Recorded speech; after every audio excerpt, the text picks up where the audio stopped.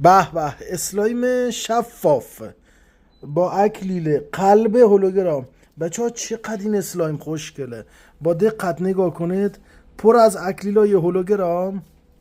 واو، این قسمتش هولوگرامیه، این قسمتش هم پر از قلبه. خیلی خوشگله، خیلی خاص، خیلی خوشگل. من دیگه چی بگم، خود فیلم داره به شما نشون بده. خیلی اسلایم جذابیه بچه ها. اسلایم شفاف قلب هولوگرام، این اسلایم خاص ترین اسلایم فروشگاه ما.